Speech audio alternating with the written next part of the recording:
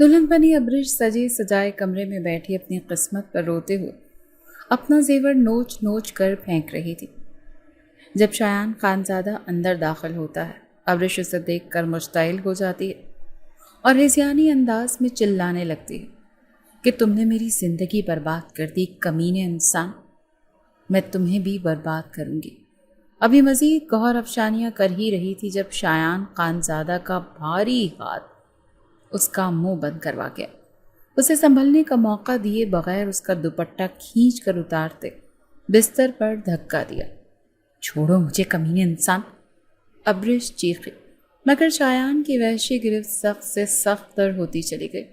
यहाँ तक कि मज़ाहमत करते करते वो हाँफने लगी और मिन्नतों और आहो बका शुरू कर दी, मगर शायान खानज़ादा उस पर रहम करने के मूड में ही नहीं था। लाइट ऑफ करते उसने अब्रिश के तन से अब्रिश अपनी पसंदीदा कॉफ़ी लिए यूनिवर्सिटी के कैफ़े के गोशे में बैठती।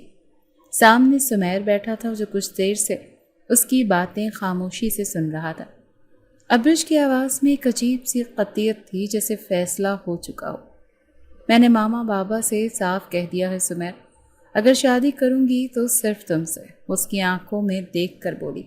सुमैर ने बेयकीनी से पूछा, उनका रिएक्शन? अब्रिश हंसती एक तल्ख सा कहा, तुम्हें क्या लगता है?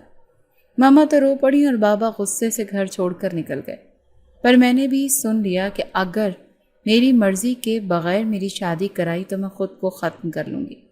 सुमैर के चेहरे पर गहरे फिक्र के साए फैले। अब्रिश, ये सब बहुत जल्दी हो रहा है, तुम्हारे पेरेंट्स कभी नहीं मानेंगे, ख़ास तौर पर ये जानकर कि मैं क्रिश्चियन हूँ।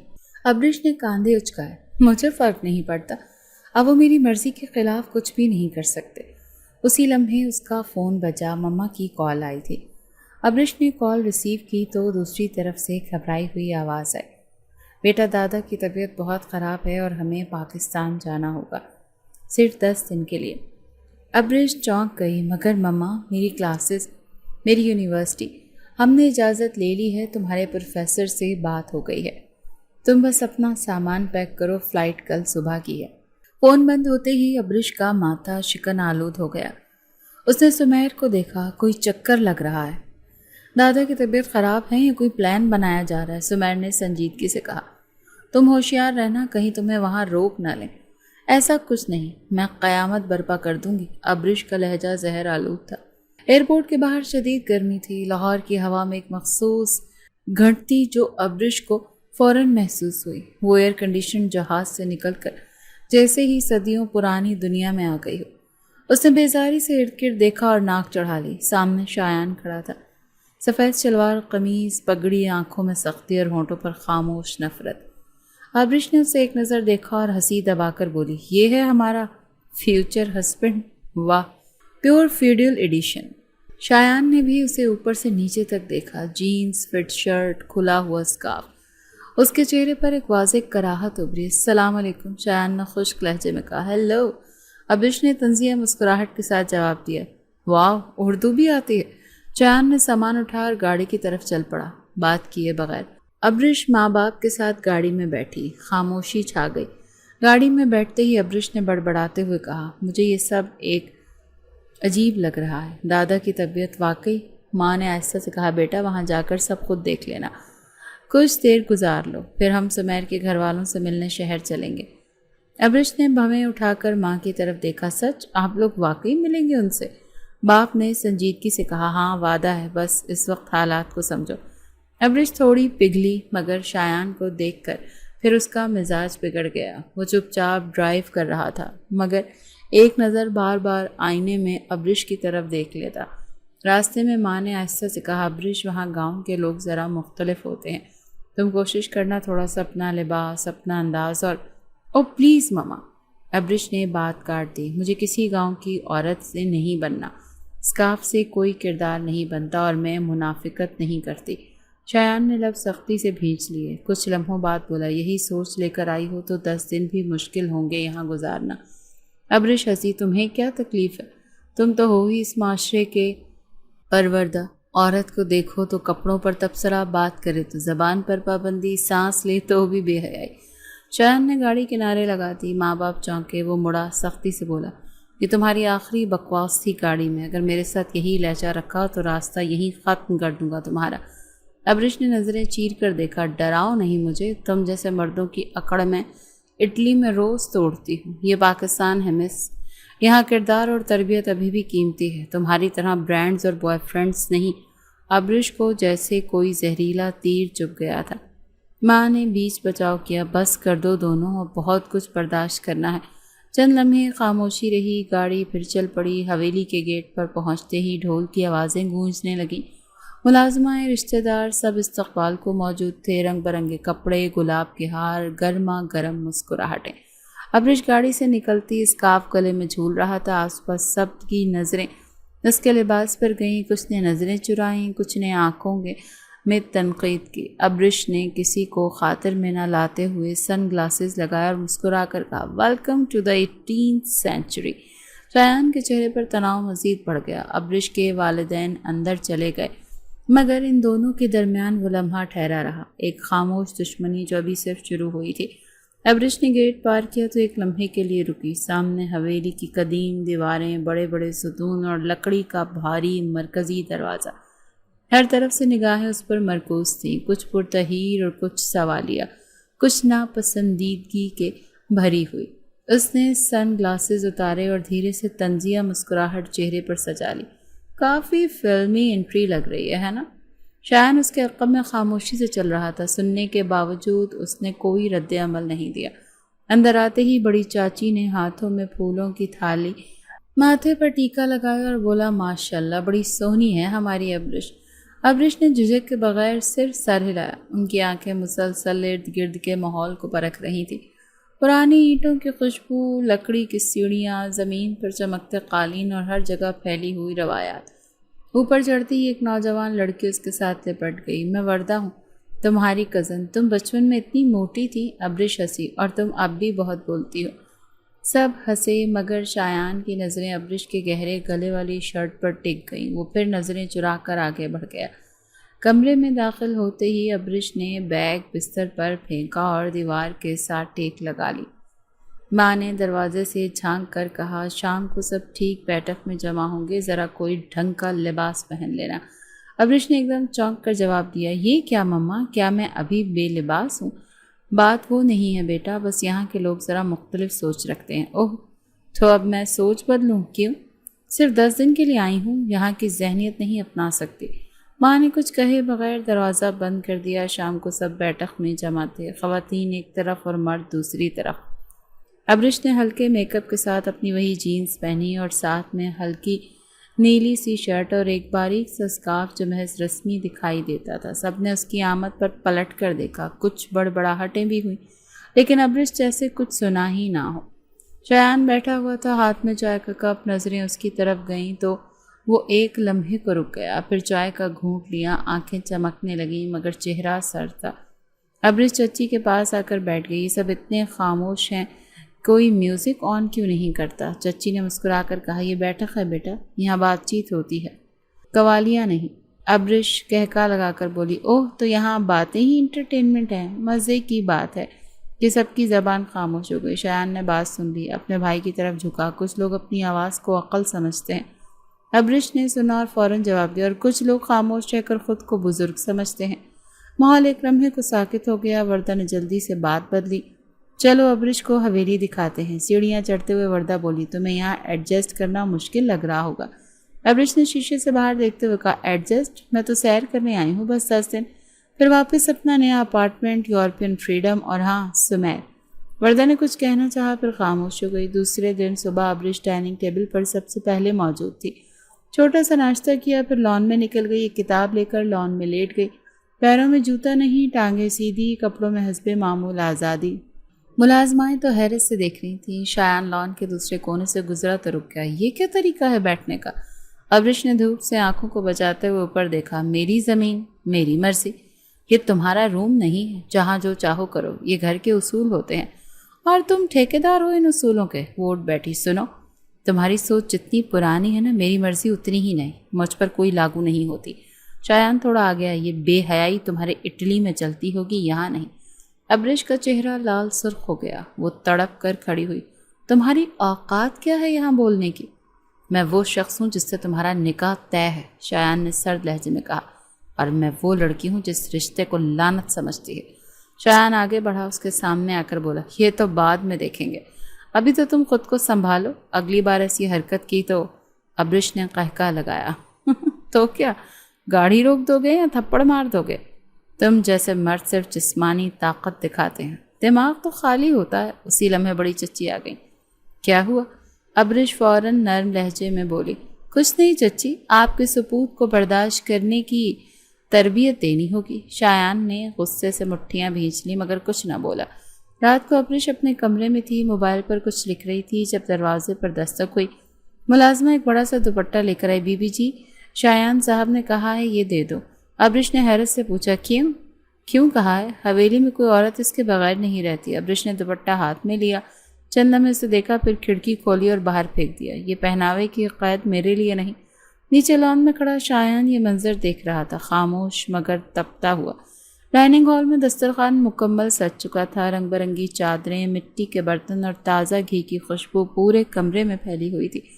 سب بیٹھ چکے تھے، دادا جان اپنی مخصوص مقام پر، دائیں طرف چچا جان، بائیں طرف عظیم خان زادہ، خواتین کی قطار الگ، مگر ابرش حسب معمول سامنے بیٹھ گئی مردوں کی طرف۔ چچی نے دھیرے سے کہا، بیٹا تم وہاں بیٹھ جاؤ، ادھر خواتین کے صفیں۔ ابرش نے نہ چاہتے ہوئے انداز میں چمچ چلاتے ہوئے جواب دیا، سوری، مجھے مردوں کے بیچ بیٹھنے میں زیادہ کمفرٹیبل فیل ہوتا ہے۔ سب کے چہرے تھوڑے سخت ہو گئے مگر دادا جان نے بات ٹال دی، چلو کھانا شروع کرو۔ چند لمحے گزرے، ابرش نے چاول کرنے والا منہ میں ڈالا اور بولی، بابا مما، اب ہمیں سمیر کے پیرنٹس سے کب ملنا ہے؟ ہال میں سناٹا چھا گیا۔ عظیم خان زادہ کے ہاتھ رک گئے۔ ماں نے پانی کا گلاس اٹھایا مگر ہاتھ کانپنے لگا۔ دادا جان نے فوراً سر اٹھایا، کون سمیر؟ ابرش نے سب کے سامنے سیدھے لہجے میں کہا، میرا دوست، میں اس سے شادی کرنا چاہتی ہوں۔ شایان کا چمچ میز پر بجا، وہ سیدھا ہو کر بیٹھ گیا۔ چچا جان بولے، یہ کیسی بات ہے لڑکی، خاندان کے سامنے؟ ابرش نے پلٹ کر ان کی طرف دیکھا، جی ہاں، خاندان کے سامنے ہی کہہ رہی ہوں تاکہ سب سن لیں، میں کسی زبردستی کے رشتے میں بندھنے والی نہیں ہوں۔ ماں کی آواز گھٹی گھٹی سی نکلی، ابرش بس کرو۔ کیوں مما؟ یہاں سب کو بولنے کا حق ہے، مجھے کیوں نہیں؟ میں صرف پہچاننا چاہتی ہوں کہ آپ دونوں میرے ساتھ وعدہ کب نبھائیں گے؟ شایان نے کرسی سے اٹھ کر کہا، اور اگر ہم اس رشتے سے انکار کریں؟ ابرش نے آنکھیں سکیڑ کر جواب دیا، تو میں یہاں سے چلی جاؤں گی۔ مجھے نہ تم جیسے روایتی مرد چاہیے اور نہ یہ فرسودہ سوچ۔ دادا جان کی پیشانی پر پسینہ آ گیا۔ انہوں نے لرزتی آواز میں پوچھا، وہ لڑکا کون ہے اور کیا وہ ہمارے خاندان کے قابل ہے؟ وہ پاکستانی ہے، یونیورسٹی میں میرے ساتھ پڑھتا ہے، ابرش نے صاف جواب دیا، اور ہاں، کرسچن ہے۔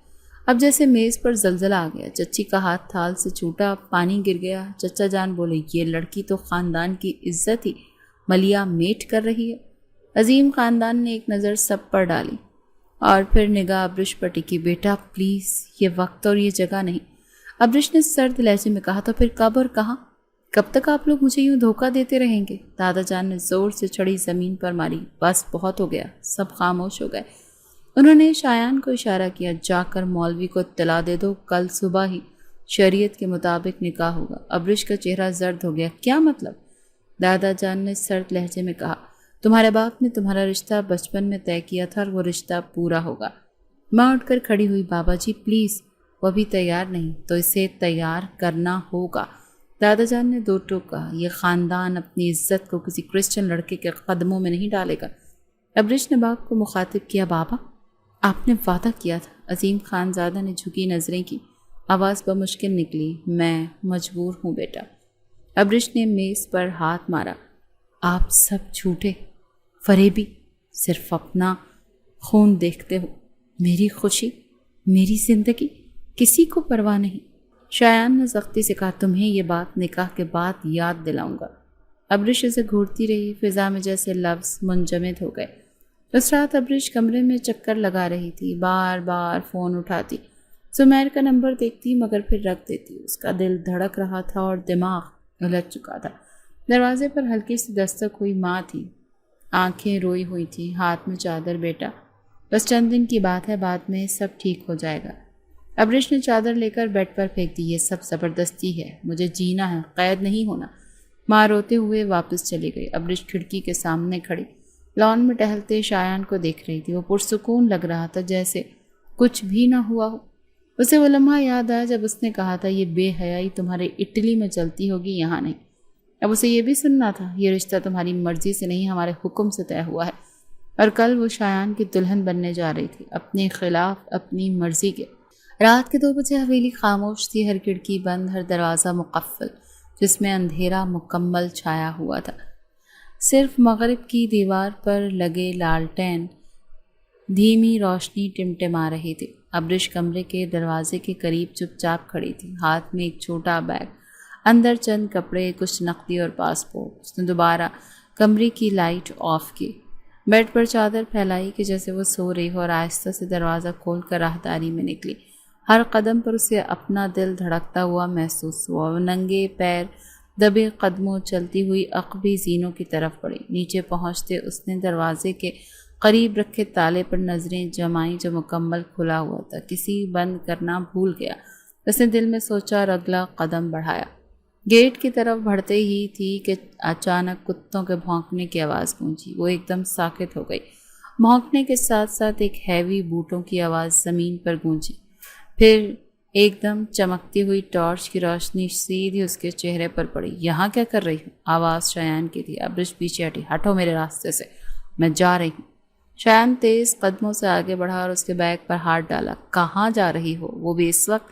جہنم میں، لیکن تمہارے ساتھ نہیں۔ اس نے زور سے بیگ کھینچنے کی کوشش کی۔ شایان نے بیگ زمین پر پھینکا اور بازو سے اسے تھام لیا۔ تمہاری ہمت کیسے ہوئی یہ سب کرنے کی؟ ابرش نے بازو چھڑوایا۔ ہمت تم جیسے لوگوں کے خلاف کرنی پڑتی ہے جو عورت کو قید سمجھتی۔ تم نے خاندان کی عزت کو نیلام کرنے کا فیصلہ پہلے کیا، اب رات کو فرار ہو رہی ہو، شرم نہیں آتی؟ مجھے تم جیسے مرد کی دی ہوئی عزت نہیں چاہیے، چھوڑو میرا ہاتھ، وہ چلا کر بولی تھی۔ چھوڑ دوں؟ ابھی چھوڑتا ہوں۔ شایان نے ایک لمحے کے لیے بازو چھوڑا، پھر ایک زوردار تھپڑ اس کے چہرے پر مارا۔ صحن کی خاموشی میں آواز نکل گئی، مگر ابرش کی آنکھوں میں آگ بھر گئی۔ تم نے مجھے مارا؟ وہ کانپتے ہوئے بولی تھی۔ شایان نے ایک لمحے کو اس کی آنکھوں میں جھانکا، پھر اسے بازو سے پکڑ کر گھسیٹنا شروع کر دیا۔ اب تمہیں اصل جگہ پر واپس لے کر جانا ہوگا جہاں تمہاری اوقات نظر آئے گی۔ ابرش نے راستے میں مزاحمت کی، چیخے، میں انسان، تمہاری بکریاں نہیں۔ یہ تمہاری غیرت ہے، ایک عورت کو مارنا؟ شایان نے رک کر کہا، جو عزت اپنے خاندان کی نہ رکھ سکے اسے یہ سب سہنا پڑتا ہے۔ اس کے چیخنے سے کچھ ملازم جمع ہو گئے، مگر کسی میں جرأت نہ ہوئی کہ کچھ کہہ سکے، صرف نظریں جھک گئیں۔ ابرش کو اس کے کمرے تک گھسیٹا گیا، دروازہ کھول کر اندر دھکیلا گیا۔ وہ وہیں فرش پر گری، بال بکھرے، گالوں پر سرخی تھی۔ شایان نے دروازہ بند کرنے سے پہلے آخری بار کہا، صبح نکاح ہے، تیار رہنا۔ اگر دوبارہ ایسی حرکت کی تو قسم کھا کر کہتا ہوں کہ نرمی کا کوئی دروازہ باقی نہیں چھوڑوں گا۔ دروازہ زور سے بند ہوا۔ ابرش چند لمحے وہیں زمین پر بیٹھی رہی، سانسیں تیز، آنکھوں میں آنسو نہیں، صرف آگ۔ پھر آہستہ آہستہ اس نے خود کو سنبھالا، فرش سے اٹھ کر آئینے کے سامنے کھڑی ہوئی، گال پر ہاتھ پھیرا، پھر ایک سرد سی ہنسی ہونٹوں پر آئی۔ تم مجھے توڑنا چاہتے ہو، تمہاری یہ کوشش ناکام رہے گی۔ کمرے کے کونے میں رکھا بیگ اب بھی زمین پر گرا تھا، زپ کھلی، اندر چیزیں بکھری ہوئی تھیں۔ ابرش نے کچھ نہ سمیٹا، چپ چاپ بیڈ پر جا کر بیٹھ گئی تھی۔ کمرے میں خاموشی تھی، مگر حویلی کے دوسرے کمرے میں سب جاگ رہے تھے۔ ماں باپ کمرے کے ایک کونے میں بیٹھے تھے، ماں کی آنکھوں سے آنسو تھمے نہیں تھے۔ یہ سب غلط ہو رہا تھا عظیم، یہ ہماری بچی ہے، قیدی نہیں۔ میں کیا کروں روبینہ، سب ہاتھ سے نکل گیا ہے۔ اگر آج نکاح نہ ہوا تو خاندان ہمیں جیتے جی دفن کر دے گا، لیکن یہ زبردستی ہے، وہ کبھی خوش نہیں رہے گی۔ عظیم نے سر دبا بھری، شاید خوشی اب اس کی قسمت میں نہیں۔ حویلی کے باہر آسمان پر بادل چھا گئے، ہوا میں خنکی آ چکی تھی، کہیں دور بجلی چمکی، اور اندر ابرش زبردستی کی بارات کی تیاری میں اپنے اندر ایک طوفان دبا کر بیٹھی تھی۔ حویلی میں روشنیوں کی قطاریں جھوم رہی تھیں، شادی کی رسمیں چل رہی تھیں۔ نکاح کے بعد سب نے ایک دوسرے کو مبارکباد دی، مگر ابرش کا چہرہ ان تمام لمحوں میں خالی رہا۔ سجے سجائے کمرے میں وہ سرخ لہنگے میں بیٹھی تھی، جیسے دلہن نہیں، قید کی ہوئی کوئی مجرم ہو۔ ہر زیور، ہر کلی، ہر روشنی اس کی زنجیر بن چکی تھی۔ میز پر رکھا موبائل اب بھی بند تھا۔ شایان نے شام سے خود اپنے ہاتھوں اسے اٹھایا تھا اور کہا تھا اب تمہیں اس کی ضرورت نہیں ہے۔ اب وہ کمرے میں تنہا تھی، کانوں میں ہلکی ہلکے بینڈ باجے کی بازگشت سنائی دے رہی تھی۔ پردے ہلے، دروازے کے پار آہٹ آئی اور پھر دروازہ کھلا۔ شایان اندر آیا، سفید شلوار قمیص میں، مگر چہرہ تھکن اور غصے سے چور۔ ابرش نے سر اٹھا کر نہیں دیکھا، وہ اپنی چوڑیاں کھولنے میں مصروف رہی۔ پھر اچانک ہاتھ رکا، زیور اتارتے ہوئے وہ بولی کیا اب یہ تماشا مکمل ہو چکا؟ شایان آہستہ آہستہ قریب آیا، آواز میں تھکن نہیں سختی تھی۔ تماشا؟ اب اسے تماشا سمجھتی ہو؟ یہ نکاح تمہارے خاندان کی عزت۔ ابرش ہنسی، لیکن اس ہنسی میں دکھ چھپا ہوا نہیں تھا، نفرت تھی۔ عزت زبردستی نہیں ہوتی، اور تم لوگوں کو عزت سے زیادہ اپنی مرضی کا خمار ہوتا ہے۔ شایان کا جب جواب دینے لگا وہ اس کے بالکل سامنے آیا۔ اب یہ سب بند کرو۔ ابرش تم دلہن بن چکی ہو میری بیوی، اور مجھے اپنی بیوی کے منہ سے یہ بکواس نہیں سننی۔ ابرش نے زیور اتارتے ہوئے آواز بلند کی، میں تمہاری بیوی نہیں، تمہارے قبیلے کا قیدی ہوں، اور میں قیدیوں کی طرح چپ بیٹھنے والی نہیں ہوں۔ شایان نے غصے سے اس کا دوپٹہ پکڑا اور زور سے کھینچا۔ کافی ہو گیا، اب میں تمہیں تمہاری اوقات بتاؤں گا۔ ابرش چیخی، ہاتھ مت لگانا شایان، خبردار۔ شایان نے اسے دھکا دیا، وہ پیچھے بیڈ پر گری، زیور زمین پر گرے، کچھ کنگن ٹوٹ گئے۔ وہ سنبھلنے کی کوشش کر رہی تھی کہ شایان اس پر جھکا۔ تم سمیر کی ہو؟ اس نے دانت پیستے ہوئے کہا، تو دیکھنا وہ تمہیں میرے بات کیسے قبول کرتا ہے۔ ابرش نے زور لگایا، اسے پرے دھکیلنے کی کوشش کی، مگر شایان کی گرفت سخت تھی۔ چھوڑو مجھے، میں تمہاری جان لے لوں گی، اب تمہیں کوئی نہیں بچا سکتا۔ ابرش، آج تم میرے نکاح میں ہو اور تمہیں وہی دکھاؤں گا جس سے تم بھاگ رہی تھی۔ ابرش کا ہاتھ بیٹھ کے کنارے پر لگا، اس نے اٹھنے کی کوشش تو کی تھی، مگر شایان کا جسم اس پر بھاری پڑا۔ سمیر کا نام اپنی زبان سے نکالنا چھوڑ دو، کیونکہ تم اب صرف میری ہو۔ ابرش نے روتے ہوئے مزاحمت کی، مگر اس کی ہچکیاں بے اثر تھیں۔ رات کا وقت گزرتا رہا، کمرے میں خاموشی چھا گئی، پردے ساکت تھے، دروازہ بند، ہوا رکی ہوئی تھی۔ ابرش بیٹھ کے کونے میں سمٹی پڑی تھی، آنکھیں کھلی تھی مگر پتھرائی ہوئی، ہاتھوں میں اب بھی چوڑیوں کے نشان تھے، لبوں پر خاموشی اور دل میں وہ جنگ جس میں وہ ہار گئی تھی۔ شایان صوفے پر نیم دراز تھا، آنکھیں بند مگر نیند غائب۔ ابرش نے کئی گھنٹوں بعد پہلی بار ہلکی آواز میں کہا، تم جیت گئے، اب طلاق دے دو۔ تمہاری غیرت نے جو کرنا تھا وہ کر لیا، اب بس کرو۔ شایان نے آنکھیں کھولی، آواز میں سرد پن تھا، تمہیں لگتا ہے اتنا آسان ہوگا؟ ابھی تو تمہارے غرور کو توڑنا باقی ہے۔ ابرش نے منہ موڑ لیا، آنکھ سے ایک آنسو چپکے سے گرا، مگر وہ اٹھا کر صاف نہیں کیا۔ تمہارے اندر جو انا ہے نا، وہ میں ختم کر کے رہوں۔ شایان کی آواز قریب سے آئی، اور طلاق وہ تمہیں اس دن ملے گی جس دن تم میرے قدموں میں گر کر مانگو گی۔ ابرش نے آنکھیں بند کر لیں، اس دن تم مر چکے ہوگے شایان، کیونکہ میں اس دن آنے نہیں دوں گی۔ کمرے میں ایک طویل خاموشی چھا گئی، دل کی دھڑکنیں اب بھی جنگ میں تھی۔ شایان اٹھ کر باہر چلا گیا، دروازہ پیچھے سے بند ہوا۔ ابرش تنہا رہ گئی۔ رات اپنی سب سے لمبی ساعت پر ٹھہری ہوئی تھی، زخم ابھی تازہ تھا اور یہ رات زخموں کی رات بن چکی تھی۔ صبح کی روشنی کمرے میں داخل ہوئی تو ابرش بیڈ پر ویسے ہی لیٹی تھی، آنکھیں کھلی تھی مگر پلکیں جنبش سے خالی، چہرے پر ویرانی جمی ہوئی تھی۔ دروازے پر ہلکی سی دستک ہوئی، ملازمن اندر جھانک کر کہا، بیوی جی ناشتہ لے آؤں؟ ابرش نے کوئی جواب نہیں دیا۔ کچھ دیر بعد دروازہ کھلا، شایان اندر آیا، اس کے ہاتھ میں ابرش کا فون تھا۔ وہ بیٹھ کے قریب آیا اور فون بیٹھ کے دراز میں رکھتے ہوئے بولا، تمہاری تصویریں، تمہارے میسیجز، ہر چیز میں نے چیک کر لی ہے، تمہارا سمیر اب صرف تمہارے ماضی کا حصہ ہے۔ ابرش نے پہلی بار نظریں اٹھائیں، تو اب تم فون چیک کر کے تسلی کر رہے ہو یا میرے وجود پر اپنی فتح کا جشن منا رہے ہو؟ شایان نے تلخی سے کہا، تمہیں اپنے شوہر سے اس لہجے میں بات نہیں کرنی چاہیے۔ ابرش نے تیزی سے بیڈ کی دراز کھولی، فون نکالا، اسکرین آن کی، مگر وہاں بلاک ہو چکی تھی۔ پاس کوڈ، وہ سخت لہجے میں بولی، اب تمہیں اس کی ضرورت نہیں۔ شایان نے واپس دراز بند کر دی، یہ گھر، یہ کمرہ اور یہ زندگی سب میرے اصولوں کے تحت چلے گی۔ ابرش اٹھ کر کھڑی ہو گئی، تو میں تمہارے قید خانے میں ہوں۔ شایان نے دروازے کی طرف اشارہ کیا، جب تم آزاد ہونا سیکھو گی تب دروازے بھی کھولیں گے، ابھی تمہیں یہیں رہنا ہے۔ ابرش آگے بڑھی، تم نے جو کرنا تھا کر لیا، اب ایک کام اور کر دو، مجھے طلاق دے دو۔ شایان نے چند لمحے چپ رہ کر کہا، طلاق؟ ابھی نہیں، ابھی تو تمہیں اس رشتے کی قیمت چکانی ہے۔ ابرش نے دانت بھینچ کر کہا، تم نے اپنی ہوس پوری کر لی، اب طلاق دو۔ شایان کا چہرہ سخت ہو گیا، وہ مڑا اور دروازہ کھول کر باہر نکل گیا بغیر کچھ کہے۔ دن گزرنے لگے، ابرش کے لیے وہ کمرہ ایک زندان بن چکا تھا۔ دروازے پر ہر وقت ایک ملازمہ موجود رہتی، باہر جانے کی اجازت نہیں تھی، کھانا وقت پر اندر آتا اور وہ اکثر اس سے ہاتھ بھی نہ لگاتی۔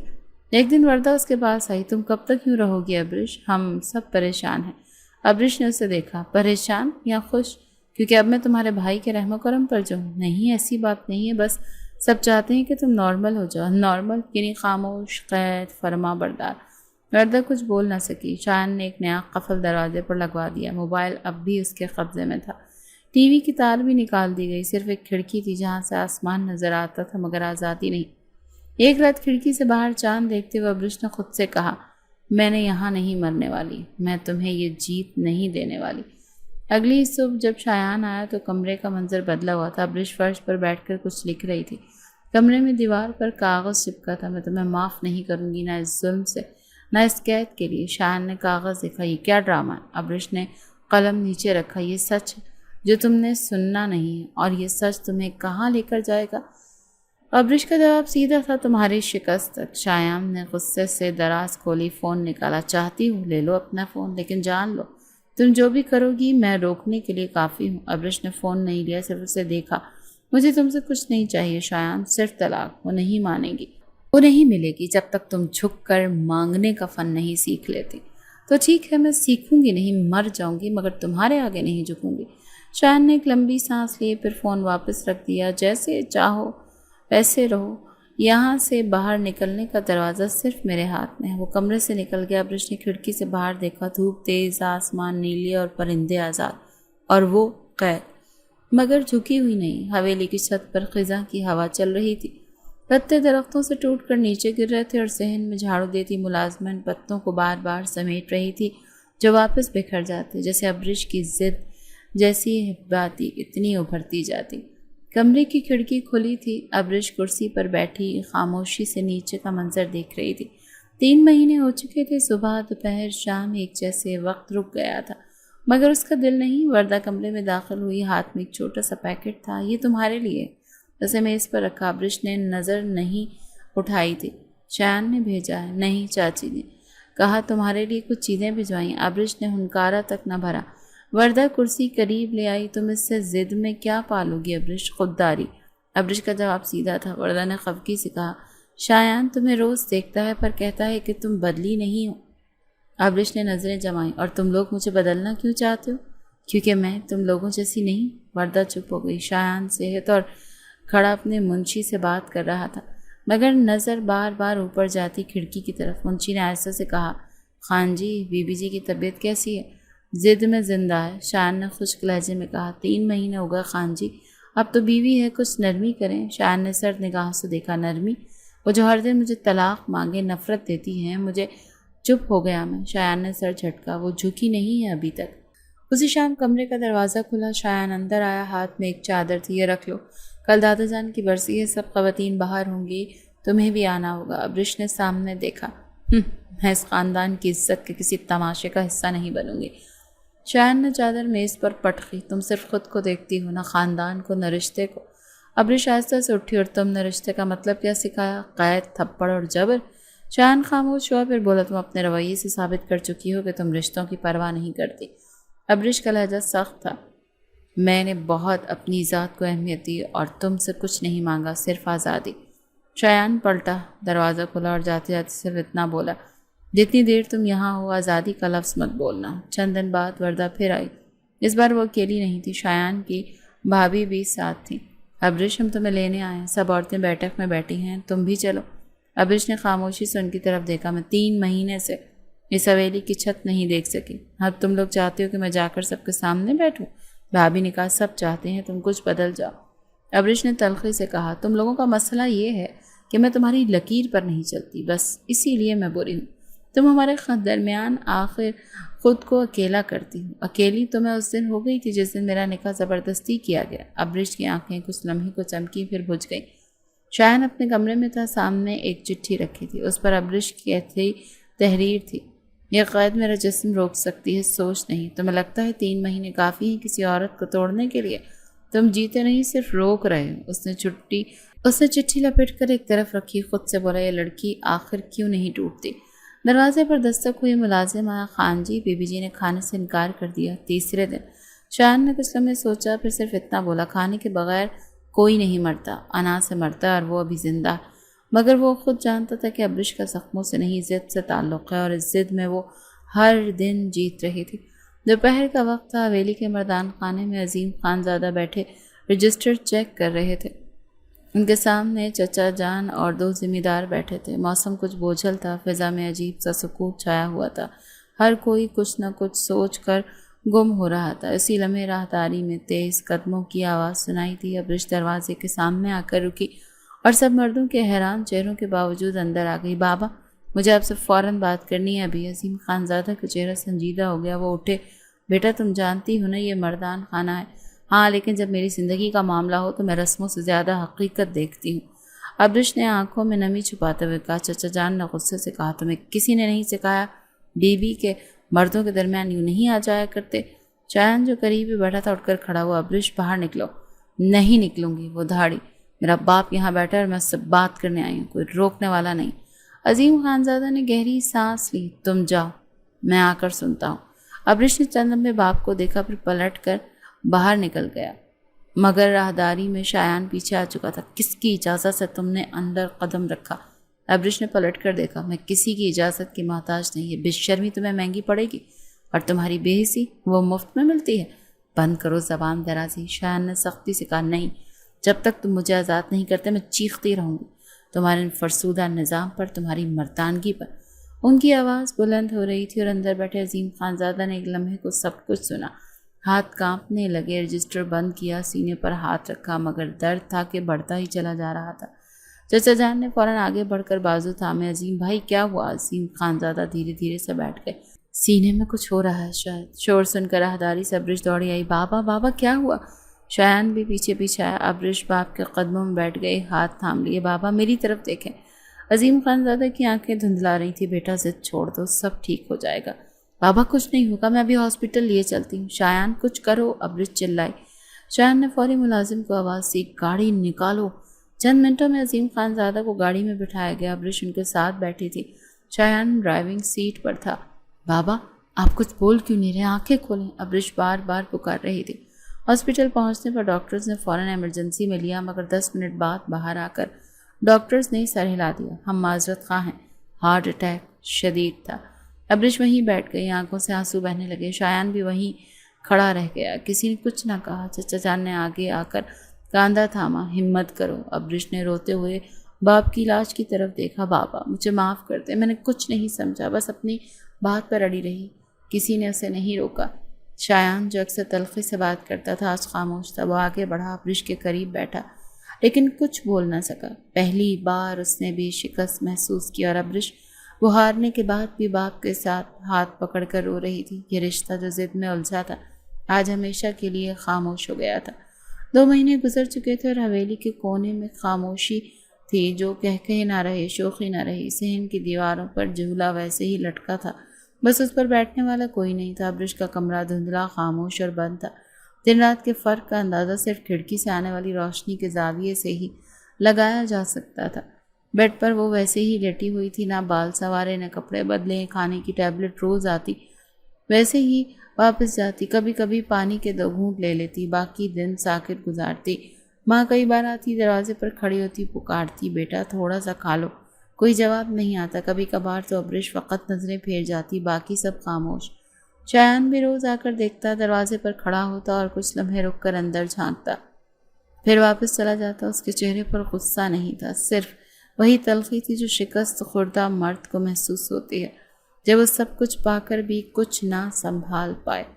एक शाम वो दोबारा आया, कमरे में दाखिल हुआ, देखा अब्रिश कुर्सी पर बैठी थी। सामने मेज़ पर बाप की तस्वीर रखी हुई थी। वो तस्वीर को देखती रहती थी, जैसे कुछ कहना चाहती हो, मगर लफ्ज़ नहीं मिल रहे थे। शायान ने आहिस्ता से कहा, अब भी रो रही हो? इतने दिन हो गए, कोई बदलाव नहीं। अब्रिश ने सुना मगर चुप हो गई। शायान चंद कदम और आगे बढ़ा। हाँ, रोना ही है ना, आखिर तुम हो भी तो वही लड़की जिसकी जिद ने उसके बाप की जान ले ली। अब्रिश का जिस्म लरस गया, आंखें नम हुई, मगर वो बोली नहीं। शायान का लहजा तेज था। तुम समझती हो सिर्फ तुम्हारा नुकसान हुआ है? سب نے کھویا ہے مگر تم نے تو خود اپنے ہاتھوں سے اپنے باپ کو۔ ابرش نے کانوں پر ہاتھ رکھ لیے۔ بس کرو، مت بولو۔ کیوں؟ سچ برداشت نہیں ہوتا؟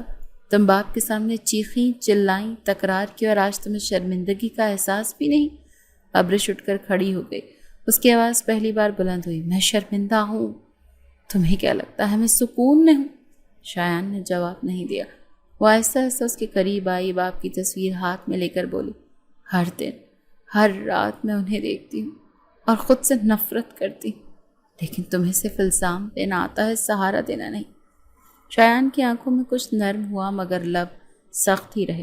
ابرش اس کے بالکل سامنے آ گئی، آنکھوں میں نمی، آواز میں ٹوٹا ہوا سا لہجہ۔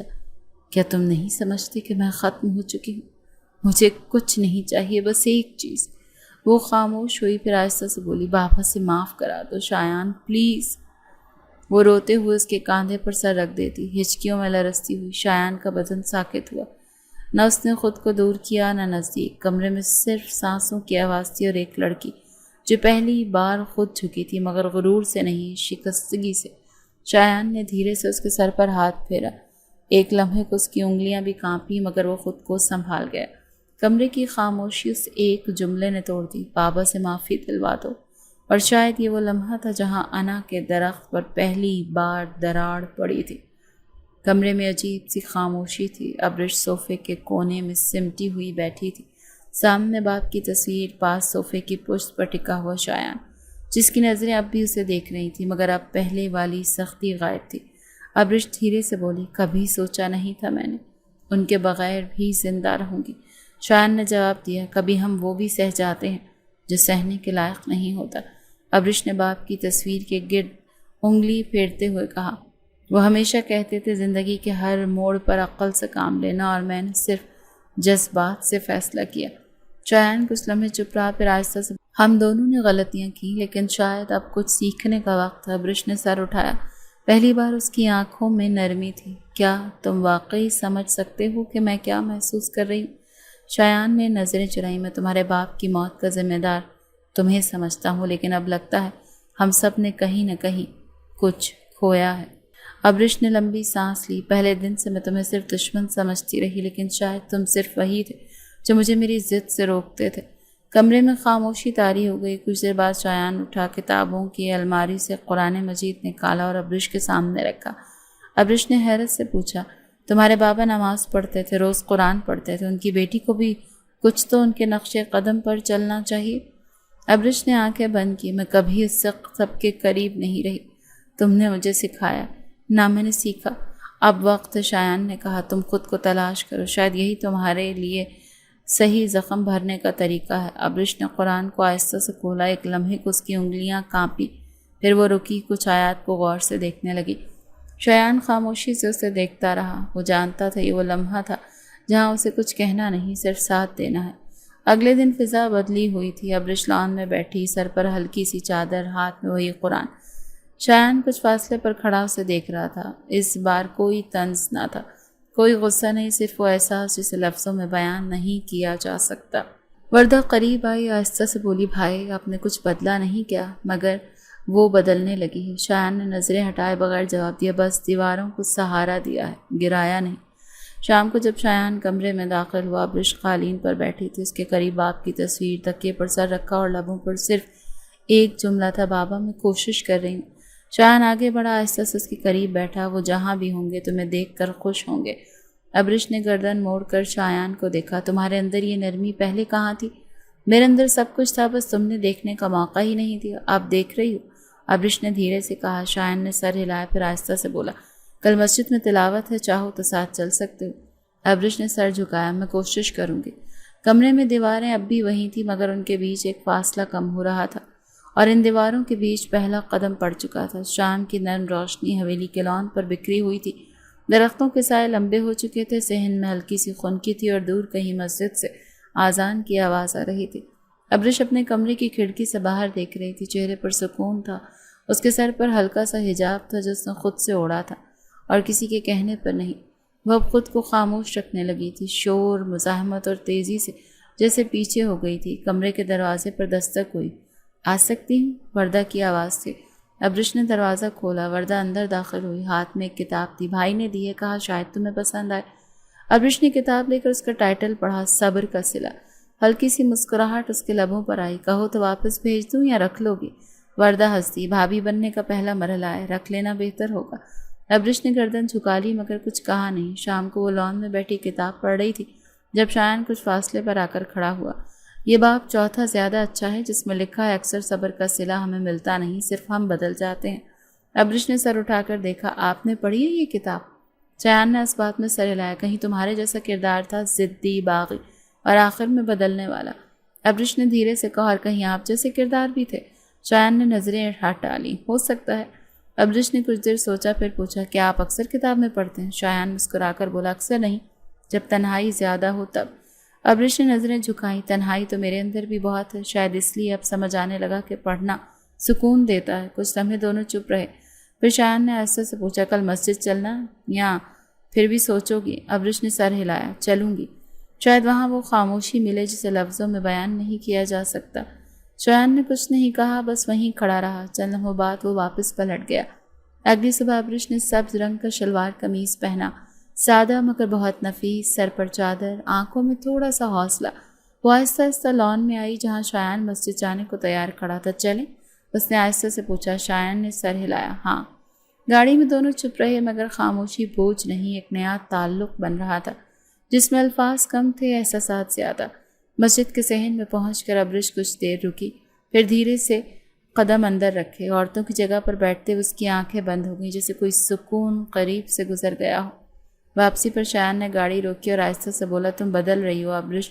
ابرش نے نظریں کھڑکی سے باہر رکھتے ہوئے کہا، نہیں، میں صرف اصل ابرش سے مل رہی ہوں جسے برسوں چھپا رکھا تھا۔ شایان نے وارفتہ نگاہوں سے اس کی طرف دیکھا، پھر نظریں پھیر لیں۔ کچھ مت کہیے، ابرش نے دھیرے سے کہا، ابھی نہیں۔